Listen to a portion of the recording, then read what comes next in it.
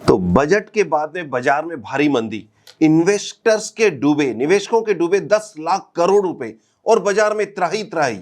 जरा ये स्टेटमेंट सुन के आपको कैसा लगता है? दोस्तों, शेयर मार्केट टूटा होता तो बाजार में सुर्खियों में यही स्टेटमेंट होता, लेकिन यहां शेयर मार्केट नहीं टूटा है, बल्कि टूटा है सिर्फ गोल्ड और सिल्वर। 10% से ज्यादा गोल्ड और सिल्वर टूट चुके हैं इस 2 दिन में, और अभी तक इस तरह की कोई न्यूज बाजार में नहीं है। आखिर ऐसा क्या कारण है कि गोल्ड सिल्वर टूटता है तो हम कहते हैं सस्ता हो गया, जबकि शेयर बाजार टूटता है तो हम कहते हैं कि बाजार में धराशायी हो गया, त्राही त्राही मच गई। क्या आपके पास गोल्ड नहीं है? क्या आपके घरों में गोल्ड नहीं है? पेरेंट्स के पास, मदर के पास, वाइफ के पास, बहनों के पास क्या गोल्ड नहीं है? यदि आपके घर में 1 लाख रुपए का गोल्ड है, उसमें भी 10% की मंदी आ चुकी है। और यदि आपके घर में 1 करोड़ रुपए का गोल्ड है, 10 लाख रुपए का गोल्ड है, तो भी 10% की मंदी आ गई है। तो क्यों नहीं कहते हैं कि हम बाजार में त्राही त्राही और लोगों के डूबे 10 लाख करोड़ रुपए? आपको ध्यान होना चाहिए, इंडियन हाउस होल्ड के पास 23,000 टन गोल्ड पड़ा है, और सिल्वर कितना पड़ा है उसकी कोई कैलकुलेशन नहीं है। लेकिन अमूमन यदि हम माने कि इस पूरे की मार्केट कैपिटलाइजेशन या बाजार वैल्यू एक दिन में 10% टूट गई है, जरा सोचिए कितना बड़ा नुकसान हुआ है। आपको फायदा शायद 17,500 रुपए का हुआ होगा, लेकिन नुकसान कितना हुआ है आप देखिए। 23 जुलाई 1991 और हां, इस बार 23 जुलाई 2024 सेम डे बजट पेश हुआ, लेकिन वो था dream budget doctor Manmohan Singh का, पीवी नरसिंह राव का, जिसमें ये कहा जाने लगा था कि ये इंडिया की अगले 25 साल की इकोनॉमी का रोड मैप तैयार कर रही है। और साथ में इन्वेस्टर फ्रेंडली बजट था, लोगों को इन्वेस्टमेंट के लिए प्रमोट किया गया, बाहर से एफआईज इंस्टीट्यूशन को बुलाया गया। ये वही तरीका था जहां ग्लोबलाइजेशन हुआ, जहां लिबरलाइजेशन हुआ, और जहां से स्टार्ट हुई थी शेयर बाजार की असली कहानी, बल्कि ग्लोबल में इंडिया का नाम होने की कहानी वहीं से स्टार्ट हुई थी। और दुख की बात है, उसी दिन इस बार ऐसा बजट पेश किया गया जो बिल्कुल बिल्कुल अगेंस्ट है फाइनेंशियल एसेट क्लास के। हमने अभी गोल्ड की बात की, इसके पीछे क्या रीजन है कि 9% इंपोर्ट ड्यूटी कट कर दिया गया गोल्ड में, वो भी एक साथ 1% एक साथ एक ही बजट में। कहीं ऐसा तो नहीं है कि ये जो 1 लाख करोड़ का एसजीबी का रिडम्पशन अगस्त में आना है, उसका सरकार को पेमेंट करना है, और गोल्ड में अच्छी तेजी आई है। उस लागत को कम करने के लिए उस 1 लाख करोड़ में से 9% का यदि टैक्स कम कर दिया जाए तो वो सरकार को अभी कम पे करना पड़ेगा। क्या इस बदनीयती से तो नहीं किया गया है? मुझे नहीं पता, लेकिन ये किया गया है। कम से कम जिनके पास एसजीबी पड़ा है उनको तो सरकार को चाहिए कि उस समय के टैक्सेशन के हिसाब से टैक्स जोड़कर आज के भाव में दे चुकाए। ये क्या बात हुई कि आपका रिडम्पशन आ रहा है, आप कह दो कि टैक्स कम कर दिया है और शेयर के इसके भाव कम हो गए। जरा सोचिए, 10 लाख करोड़ का आपको और हमको घर में नुकसान हो चुका है सरकार के 9,000 करोड़ बचाने के लिए। दूसरी हम बात करते हैं रियल एस्टेट की। रियल एस्टेट में 2 तरह के टैक्सेशन होते हैं लॉन्ग टर्म कैपिटल गेन में। लॉन्ग टर्म कैपिटल गेन में यदि आप कोई प्रॉपर्टी बेचते हैं तो क्या होता है, 20% टैक्स लगता है विद इंडेक्सेशन। इंडेक्सेशन का मतलब क्या हुआ कि आज से 10 साल पहले कोई प्रॉपर्टी लिया आपने 10 लाख रुपए में, आज विद इंडेक्सेशन मतलब कि जो इन्फ्लेशन हुआ उसको ऐड करते करते उसकी वैल्यू यदि सपोज 17 लाख रुपए हो गई है, तो उस 17 लाख की जगह ये परचेज वैल्यू मानी जाएगी, जिसे हम कहते हैं इंडेक्स परचेज वैल्यू। और यदि आपने 25 लाख में बेचा है तो आपके पास 2 ऑप्शन थे कि 25 माइनस 17 यानी कि 8 लाख रुपए पर 20% टैक्स दे दें, या फिर 25 माइनस ओरिजिनल परचेज वैल्यू 10 यानी कि 15 लाख रुपए पर 10% टैक्स दे दें। तो 8 लाख पर 20% टैक्स कितना होता है, 1,60,000 रुपए, और 15 लाख पर 10% टैक्स कितना होता है, 1,50,000 रुपए। तो जो हम टैक्स पेयर होते थे उनको ये ऑप्शन होता था कि दोनों में से कुछ भी सेलेक्ट कर लें। तो जनरली इस केस में ज्यादातर लोग इंडेक्सेशन के साथ जाते थे क्योंकि उसका टैक्सेशन कम हुआ करता था। लेकिन अब क्या किया सरकार ने कि उन्होंने देखा कि इंडेक्सेशन के कारण लोगों को फायदा हो रहा है या वो टैक्स लायबिलिटी कम आ रही है, तो क्यों ना इंडेक्सेशन वाला सिस्टम हटा दिया जाए। सिर्फ और सिर्फ जितना भी प्रॉफिट होगा उस पर टैक्स देना होगा। जो उस समय पहले रेट थी 10%, उसे भी बढ़ाकर 12.5 कर दिया। चलो, आपने इंडेक्सेशन खत्म कर दिया, कोई बात नहीं है, लेकिन जो 10% रेट थी उसको 12.5 करने की जरूरत कहां थी? पहले तो ज्यादातर लोग इंडेक्सेशन में ही जा रहे थे ना, फिर उनको 10 की जगह 12.5 चार्ज करने की कहां जरूरत आ गई? यदि आप 10% भी चार्ज कर रहे हैं तो ज्यादातर लोगों के लिए टैक्स लायबिलिटी बढ़ने वाली थी, फिर भी 12.5 किया। मुझे तो समझ नहीं आ रहा है कि ये क्यों किया गया। क्या होगा इसका इंपैक्ट? इसका इंपैक्ट ये होगा कि ब्लैक की ट्रांजैक्शन बढ़ेगा। लोग कहेंगे कि हमने प्रॉपर्टी परचेज की थी 10 लाख रुपए में, आज हम बेच रहे हैं 25 लाख रुपए में, इसकी रजिस्ट्री सर्किल रेट के हिसाब से 16 लाख में करा दो और 6 लाख रुपए पे 10% टैक्स दे दो या 12.5% टैक्स दे दो। यही होने वाला है। क्यों? अदरवाइज पहले क्या हुआ करता था कि 10 लाख की परचेज वैल्यू की यदि 17 लाख रुपए वैल्यू बन रही है, इंडेक्स्ड परचेज वैल्यू, तो कम से कम 17 से ऊपर तो रजिस्ट्री कराई जाती थी या सर्किल रेट से ऊपर रजिस्ट्री कराई जाती थी। आज यदि सर्किल रेट 16 लाख है तो भी वो 17 से ऊपर रजिस्ट्री कराया करता था। अब क्या होगा? अब यही होगा कि वो सर्किल रेट से ऊपर रजिस्ट्री बिल्कुल नहीं कराएगा और ब्लैक की ट्रांजैक्शन यहां बढ़ जाएगा।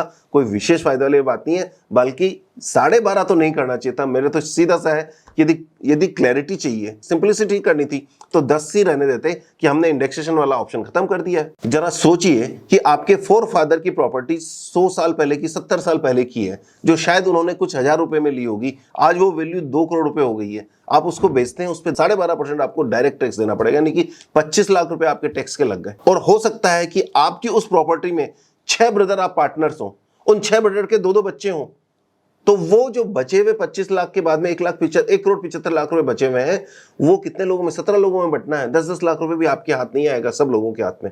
लेकिन क्या करें, यदि इंडेक्स परचेज वैल्यू होती तो कम से कम कुछ तो राहत मिल रही थी, पर कोई बात नहीं। पर 12.5 करने का तो औचित्य मुझे बिल्कुल ही समझ में नहीं आ रहा है। तीसरा पॉइंट लेते हैं हम लोग, by back of shares. Government को ये लगता है कि शायद टैक्स इवेजन हो रहा है तो इस पर हमें टैक्स लगाना चाहिए, तो उन्होंने क्या किया कि ये बाई बैक पर जो शेयर दिया जाए उसको डिविडेंड इनकम की तरह कंसिडर करके और हाईएस्ट स्लैब, जो भी आप स्लैब में आ रहे हैं, उस पर टैक्स लगा दिया जाएगा।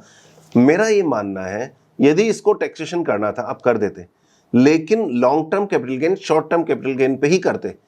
चाहे आपने कंपनी को बेचा हो या बाजार में बेचा हो, यदि आपको प्रॉफिट हुआ है 1 साल से कम का है तो शॉर्ट टर्म कैपिटल गेन। एक और टैक्सेशन की कैलकुलेशन अलग से बढ़ाने की क्या जरूरत थी?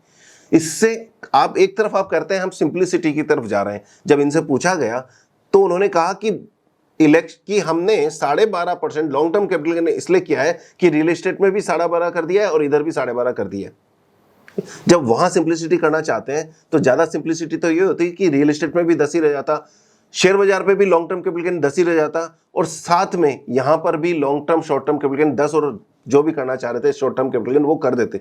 लेकिन यहां इसको अलग से आपके पास हमेशा एक कैलकुलेशन अलग से करनी पड़ेगी कि इसमें कि मैंने 2 बाईबैक में पार्टिसिपेट किया है, 2 के शेयर के अलग कैलकुलेशन करके दो। नेक्स्ट टैक्सेशन एसटीटी पे हम बात करते हैं। कुछ समय से हम देख रहे हैं कि सरकार का इंटेंशन है कि वो फ्यूचर ऑप्शन की ट्रेडिंग को कम करें, फ्यूचर ऑप्शन को डिस्करेज करें।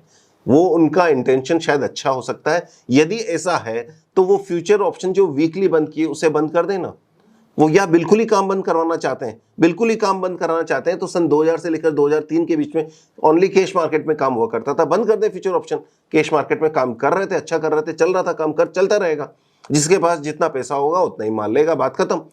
पर उसके लिए इन्होंने एक तरह से जो हाई फ्रीक्वेंसी ट्रेड किया करते थे उनको डिस्करेज करने के लिए, हालांकि हो सकता है इसमें गवर्नमेंट का इंटेंशन ठीक हो कि छोटे इन्वेस्टर को नुकसान नहीं हो, तो जो हाई फ्रीक्वेंसी ट्रेड है उनमें काम होता है तो छोटे इन्वेस्टर को नुकसान लगता है, तो बड़े इन्वेस्टर को इससे फायदा होता है। तो छोटे इन्वेस्टर को नुकसान को डिस्करेज करने के लिए या उनको डिस्करेज करने के लिए फ्यूचर ऑप्शन के किसी भी तरह से वो काम कम करना चाहते हैं। इस कारण से उन्होंने एसटीटी लगा दिया, एसटीटी इंक्रीज कर दिया। अब मैं आपसे पूछता हूं, चलो नुकसान और फायदा तो एक अलग बात हो गई, वो गवर्नमेंट डिसाइड कर सकती है कि क्या काम करना चाहिए या किसको प्रमोट करना है और किसको नहीं करना है।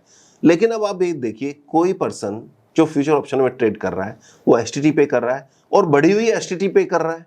उसके बाद में पहली बात तो इनकम नहीं कर रहा है। यदि इनकम कर रहा है, जो लिमिटेड लोग कर रहे हैं, वो हाईएस्ट स्लैब से टैक्स पे कर रहे हैं, तो उससे इनकम टैक्स भी ले लो, एसटीटी भी बढ़ी हुई ले लो, और कमा वो वैसे नहीं रहा है। तो इसका मतलब कि यदि कोई रिटेल इन्वेस्टर 2 लाख रुपए लेकर या 50,000 रुपए लेकर ऑप्शन बाइंग कर रहा है, पहली बात तो उसको फायदा नहीं होता है। एक आध बार फायदा हो जाता है, बाद में फायदा नहीं होता है, और यदि हो भी जाए, नुकसान होगा तो भी देगा, फायदा होगा तो भी देगा, और उस एसटीटी पे करने के बाद में यदि कुछ प्रॉफिट बच जाता है उसमें 33% टैक्स भी देगा। ले लो, पूरा ले लो, फिर तो क्या है, हमारा संपत्ति अपने नाम करा लो ना, क्या है। इसलिए कहते हैं, इसीलिए बुजुर्ग लोग कहते हैं कि ये तन जो है ना, ये तन, ये तो राम का है, जब चाहे जब ले लेगा ऊपर वाला, और ये धन है वो राज का है, जब चाहे जब ले लेगा। गोल्ड में भी ऐसा किया, 10% आपका एक साथ उड़ा दिया, यहां पर भी आपका पैसा उड़ा दिया। आइए अब हम म्यूचुअल फंड की बात कर लें या इक्विटी, डायरेक्ट इक्विटी की बात कर लें। यहां पर again long term capital gain 10 से बढ़ाकर 12.5 कर दिया और शॉर्ट टर्म कैपिटल गेन 15 से बढ़ाकर 20% कर दिया। सन 2004 में जब पहली बार एसटीटी आया था, 10% लॉन्ग टर्म कैपिटल गेन था, उसको हटाया गया, उसको हटा के कहा गया कि लॉन्ग टर्म कैपिटल गेन को हटाकर हम एसटीटी लगा रहे हैं। ठीक है, एसटीटी लगा लिया। अब एसटीटी में होने लग गई कमाई ज्यादा, अब कमाई ज्यादा होने लग गई तो 2018 में फिर से लॉन्ग टर्म कैपिटल गेन को ले आए 10% पर। आपको ध्यान होगा लॉन्ग टर्म कैपिटल गेन लाने के बाद में उस दिन बाजार नहीं टूटा था, जबकि मेरे हिसाब से बहुत बड़ी बैड न्यूज थी। 15 दिन बाद में बाजार टूटा और इंडेक्स में 15 से 20% टूटा और स्मॉल कैप मिड कैप में 40% तक 2018 में टूटा था। सिर्फ इस एक प्रोविजन के कारण आज क्या कुएं में भांग मिली हुई है कि आज बाजार चलता जा रहा है। इस पे अलग से बात करूंगा, लेकिन अब इन्वेस्टर को क्या करना चाहिए। अब जरा इमेजिन कीजिए कि आप एक स्मॉल इन्वेस्टर हैं, ठीक है, आपकी इनकम 6 लाख से 9 लाख के बीच में है, यानी कि आपको 10% टैक्स देना है। आपने शेयर बाजार में काम कर लिया और आपको शॉर्ट टर्म कैपिटल गेन हो गया, आपको 20% टैक्स देना पड़ेगा। ये पेनल्टी है आपके लिए। आप 10% में आ रहे हैं लेकिन फिर भी शेयर बाजार में काम करने की पेनल्टी है कि आपको 20% टैक्स देना पड़ेगा। यदि आपने long term capital gain earn किया है तो 10% जो आपका टैक्स स्लैब है, जो आपको अदरवाइज 9 लाख की इनकम तक 10% ही है ना टैक्स स्लैब, आपको 12.5% टैक्स देना पड़ेगा। दो आप 12.5% टैक्स। ये इस बात की पेनल्टी है कि आप शेयर बाजार में काम करते हो, आप म्यूचुअल फंड में इन्वेस्टमेंट कर रखा है, इक्विटी में इन्वेस्टमेंट कर रखा है। मैं चाहता हूं कि सरकार, आप डिस्करेज करना चाहते हो फाइनेंशियल एसेट क्लास या इंकरेज करना चाह रहे हो, मेरे समझ में नहीं आ रही बात। आप एक बात बताइए, यदि डिस्करेज करना चाहते हो सर एसजीबी लेके आए कि भाई फिजिकल गोल्ड से वेस्ट होता है, एसजीबी ले आते हैं हम लोग, तो वहां तो उस समय इतने साल से कह रहे हैं म्यूचुअल फंड सही है, म्यूचुअल फंड सही है, प्रमोट कर रहे हैं। अब आज कह रहे हैं कि सब पेनल्टी है, स्टॉक मार्केट में काम करोगे तो। अब इन्वेस्टर के लिए क्या सॉल्यूशन है? तो मेरा तो ये सजेशन है कि आप अपनी इनकम को बिजनेस इनकम की तरह ट्रीट करें, शेयर बाजार की इनकम को। यदि आप टैक्स स्लैब में आते हैं, 15 लाख की इनकम तक 20% से ज्यादा टैक्स स्लैब नहीं है। 15 लाख तक तो आप 20% में ही आ रहे हैं। आप कहें कि ये तो मेरा बिजनेस है, मैं शेयर, ये बिजनेस इनकम है और बिजनेस इनकम की तरह ट्रीट करें, उससे आपको क्या फायदा होगा?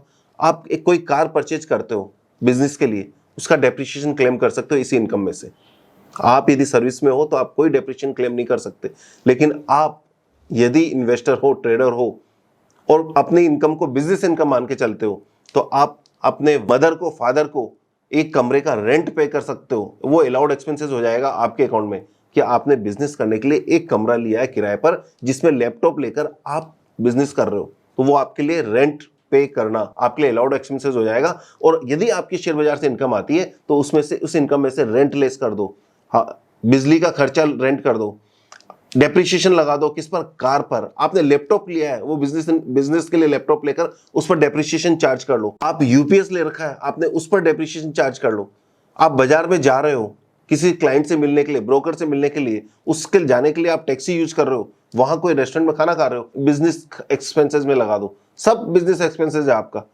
उसके बाद में जो कोई प्रॉफिट बचे तो आप टैक्स पे करना। जरा आप सोचिए, आपने यदि 10 लाख की कार ले रखी है, उस पर 15% डेप्रिसिएशन मिलता है, तो आपकी जो इनकम होगी शेयर बाजार की इनकम, ट्रेडिंग इनकम, उसमें 1.5 लाख रुपए आपको डेप्रिसिएशन लेस हो जाएगा।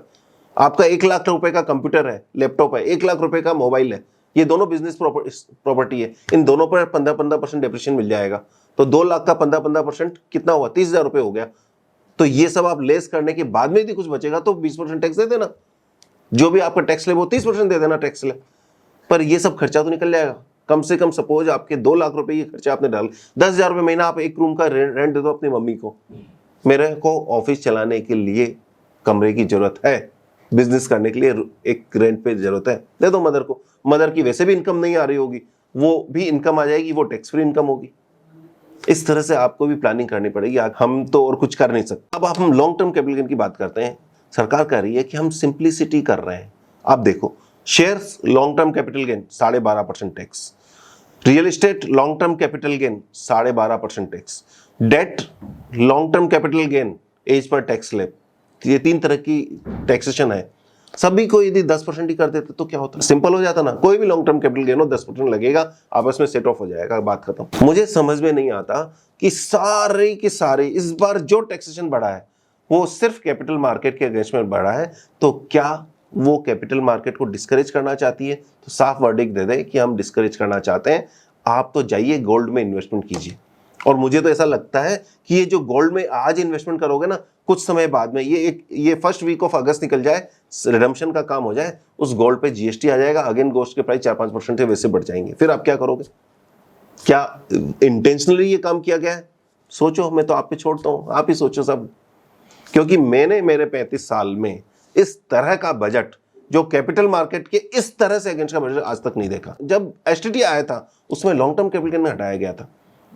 दूसरा मैंने जो बड़ा धक्का लगा था, मुझे वो लगा था जब एसटीटी जो एज एडवांस टैक्स ट्रीट होता था फॉर बिजनेस के लिए, उसको हटाकर अलाउड एक्सपेंसेस कर दिया था। वो मुझे बात अच्छी नहीं लगी थी कि यार ये क्या किया, गवर्नमेंट अपने बेसिक प्रिंसिपल से दूर आ रही है। और अब क्या कर रही है कि लॉन्ग टर्म हटा के जो एसटीटी लगाया वो आज लगा हुआ है, उसमें कम ज्यादा करते रहते हैं, वो तो डिबेट में ही नहीं जाना चाहता, लेकिन लॉन्ग टर्म को वापस ले आए और उससे भी ज्यादा जो 2004 में था। क्या चाहते हैं मुझे समझ नहीं आता। ये कहते हैं कि बैंकिंग सिस्टम को नुकसान हो रहा है। भाई बैंकिंग को नुकसान हो रहा है, बैंकिंग का प्रॉफिट मार्जिन कितना है? पूरे वर्ल्ड में बैंकिंग का प्रॉफिट मार्जिन देख लीजिए आप कितना है, और हमारी बैंक को कितना मार्जिन मिलता है। दूसरा, यदि म्यूचुअल फंड ज्यादा बिक रहा है तो बैंक भी तो म्यूचुअल फंड बेचती है, ज्यादा बेचे ना, अच्छा काम करे ना, उनको भी वहां से इनकम आ जाएगी। जरूरी है कि ट्रेडिशनल तरीके से बैंक को कमाना है। 3% का मार्जिन है, डिपॉजिट देने जाओ और लोन लेने जाओ, ज्यादा है 3% का मार्जिन, इतना क्यों ले रखा है मार्जिन? इसीलिए बैंकिंग के इसके कारण लास्ट बजट में, पिछले साल के बजट में, long term capital gain debt को नॉर्मल टैक्सेशन में ले आए थे, मतलब 8/2 एफडी ले आए थे। मुझे तो ओवरऑल ऐसा लगता है कि पूरे कुएं में भांग पड़ी हुई है। जी हाँ, पूरे कुएं में भांग पड़ी है। चाहे वो स्मॉल इन्वेस्टर हो आपके और मेरे जैसा, चाहे बड़ा इन्वेस्टर हो, एचएनआई इन्वेस्टर हो, इंस्टीट्यूशनल इन्वेस्टर हो, और यहां तक कि एफआई जो विदेशी इन्वेस्टर हो, सब के सब नशे में चूर पड़े हैं, सब के सब। क्योंकि जो भाव बन गए हैं, या जो भाव पीक में बन जाते हैं, जरा सोचो वो भाव क्यों बने? यदि कोई अच्छा एफआई जाके बेचने लग जावे, या इंस्टीट्यूशन प्रॉफिट बुक करने लग जावे, एचएनआई प्रॉफिट बुक करने लग जावे, लेकिन सब चढ़े हुए हैं, बिल्कुल चढ़े हुए हैं, कोई भी भाव पे ले लेंगे माल। भाई आज के टाइम में जो गवर्नमेंट चाहती है वो आप ध्यान रखो। नंबर 1, फ्यूचर ऑप्शन नहीं चाहती है, बंद कर दो काम। वो चाहती है कि आप शेयर बाजार में काम करो और लेकिन बिजनेस इनकम में ट्रीट करो, तो बिजनेस इनकम में ट्रीट करना चालू कर दो। तीसरा, गवर्नमेंट चाहती है कि एफडी कराओ, एफडी करा लो, या गोल्ड ले लो, 10% सस्ता हो गया ना, गोल्ड ले लो, अभी जीएसटी बढ़ेगा, आपको फायदा हो जाएगा। तो जब मैं कह रहा हूं कि पूरे कुएं में भांग मिली हुई है, तो उस भांग पे गवर्नमेंट भी उसी में घुसी हुई है। गवर्नमेंट देखती है पिछले 2-3-4 साल से ये शेयर बाजार वाले पैसा बहुत कमा रहे हैं। क्यों? क्योंकि शेयर बाजार में 30% का रिटर्न आ रहा है, सीएजीआर रिटर्न। इसका मतलब इनसे डायरेक्ट टैक्स ले लो। लेकिन मैं कह देता हूं कि अगले साल आपके पास इनकम ही नहीं होगी, टैक्स कहां से भरोगे? गवर्नमेंट 10 की जगह 12.5 ले लो, 15 की जगह 20 ले लो, इनकम ही नहीं होगी। लेकिन अभी जो बाजार का रिएक्शन आया ना, वो वैसा नहीं है जैसा आना चाहिए। एज ए इन्वेस्टर सब लोगों को इतना जबरदस्त थप्पड़ पड़ा है, लेकिन कोई नहीं बोल रहा है, किसी को फर्क नहीं पड़ता। सब ये सोच रहे हैं कि मैं तो कमाई लूंगा, उसमें से ज्यादा लग जाएगा, कोई बात नहीं, देखते हैं कितने लोग कमा पाते हैं। और वास्तव में देख लो कितने लोग कमा पाते हो। ये तो बाजार तेजी का है, आपने या मेरे स्मार्टनेस ने नहीं कमाया है, मार्केट ने रिटर्न दिया है। जब मार्केट रिटर्न नहीं देगा फिर कितने लोग कमाते हैं, देखते हैं, फिर महंगे लगेंगे। कोई भी ब्रोकर हाउस जाके प्रेजेंटेशन नहीं दे रहा है कि देखिए ये बिल्कुल नाइंसाफी कर रहे हैं हमारे साथ। आप क्या इसको फाइनेंशियल एसेट क्लास को प्रमोट करना चाहते हो या डिमोट करना चाहते हो? ले कह देते हैं सबको जाके गोल्ड खरीद लो, बढ़िया होगा ना। गोल्ड खरीद लेंगे तो पब्लिक भी खुश होगी, घर की लेडीज भी खुश होंगी, और गवर्नमेंट भी यही चाहती है कि अनप्रोडक्टिव एसेट में पैसा जाए। आप वैसा ही करो, गोल्ड खरीद लो, खत्म हो गई बात। क्यों रखना चाहते हो? ये एफआईज ने अपना वर्डिक्ट दे दिया। बजट के दिन 15,000 करोड़ का माल बेचा है, दूसरे दिन 10,000 करोड़ का माल बेचा है। उनको कोई जबरदस्ती नहीं है कि इंडिया में ही पैसा रखना है, उनके पास बहुत पूरा वर्ल्ड पड़ा है। सारे टैक्सेशन आपके लिए, आपके मेरे लिए, हम कहीं जा नहीं सकते, हम तो यहीं भरे रहेंगे। कुल मिलाकर मुझे ऐसा लगता है कि जब तक ये टैक्सेशन वाला ये वाला पार्ट नहीं आया था तब तक बजट अच्छा चल रहा था। उन्होंने बिहार को दिया, उन्होंने यहाँ दिया, ठीक है, गवर्नमेंट की मजबूरी है, दिया, सब समझते हैं हम लोग, और आम आदमी सब समझता है कि गवर्नमेंट रखने के लिए ये सब करना पड़ता है।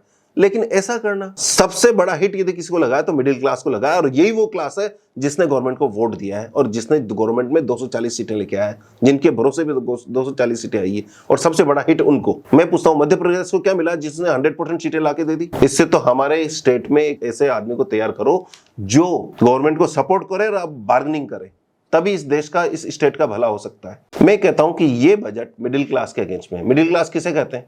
मिडिल क्लास वो क्लास है जो इनकम टैक्स पे करता है। मेरी डेफिनेशन तो ये है, चाहे वो 100 रुपए पे कर रहा हो या ज्यादा पे कर रहा हो, जो भी इनकम टैक्स पे कर रहा है वो मिडिल क्लास में आ गया। अब सबसे ज्यादा हिट किसको लगा? इसी को लगा है। जो टैक्स पे नहीं करते हैं, इनकम टैक्स पे नहीं करते हैं, उनके लिए बहुत सारी स्कीम है, और जो हायर क्लास है उनके लिए भी बहुत सारी स्कीम है, लेकिन ये मिडिल क्लास बस इसी को लगा है। आप किस क्लास में हो आप सोचिए, और आपको ये बजट कैसा लगा? क्या आपको नहीं लगता कि इस समय सोच समझ के काम करने की जरूरत है? हो सकता है कि बजट का इंपैक्ट अभी नहीं आए, जैसा कि अभी हमें स्क्रीन पे दिख रहा है, लेकिन जब भी आएगा ना, जरूर आएगा इंपैक्ट। आप लगा रहे जाओ पैसे, म्यूचुअल फंड में डाले जाओ, SIP किए जाओ, कहीं भी डाले जाओ, कहीं प्रॉफिट बुक भी मत करो, क्या जरूरत है? आपको तो लग रहा है बहुत बढ़ेगा बाजार, देखते हैं कब तक बढ़ेगा, कितना बढ़ेगा।